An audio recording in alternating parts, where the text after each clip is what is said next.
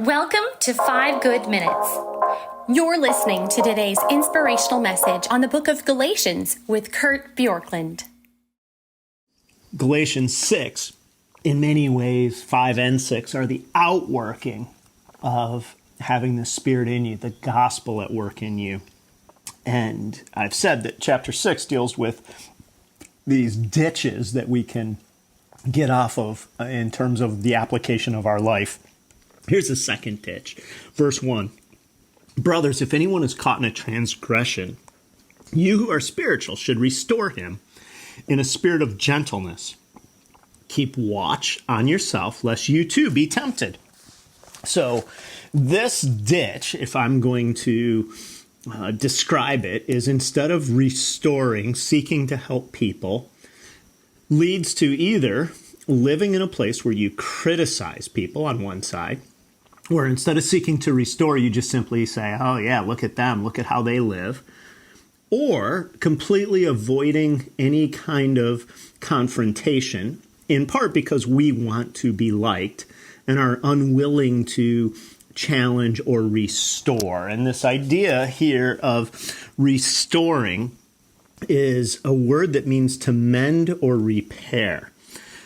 Verse 1 in the ESV Study Bible's little comments says this. It says, this does not refer to an elite class of Christians, but rather to those who have more maturity and experience in the Christian life and who are therefore in a position to help the beleaguered brother or sister.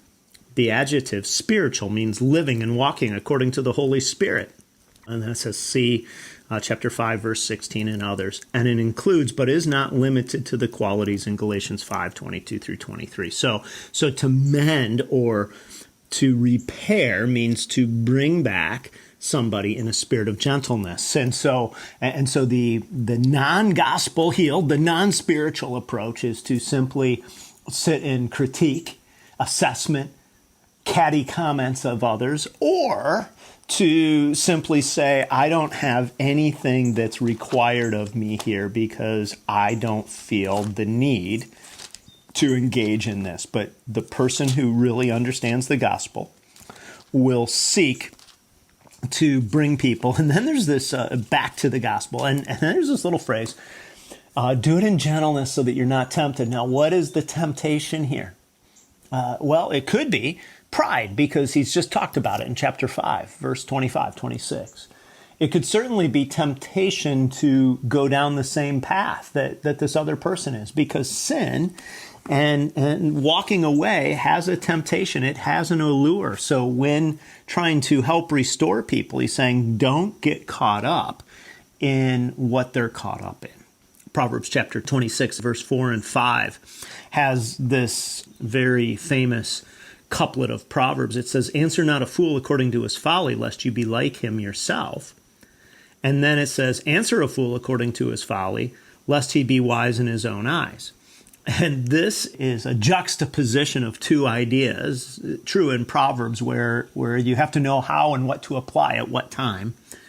But taken together, it says, show fools folly for what it is without ever lowering yourself to a fool's level in a debate, is really what that's talking about. And that's from Bruce Waltke's comment on this about how to understand this. And so the gospel-healed approach, the spirit life, is not being critical because you see yourself in need of grace, and not being afraid to lose standing with a person because you have all the standing you need with God. And that is how you can take this command to repair, restore, to mend somebody whose way is wayward, because you're not being proud to acknowledge it. You're saying, we all have been there, and I'm calling you to what God has called you to, and truly the better way, but keeping watch of yourself so that you're never tempted. Thanks for joining us here today.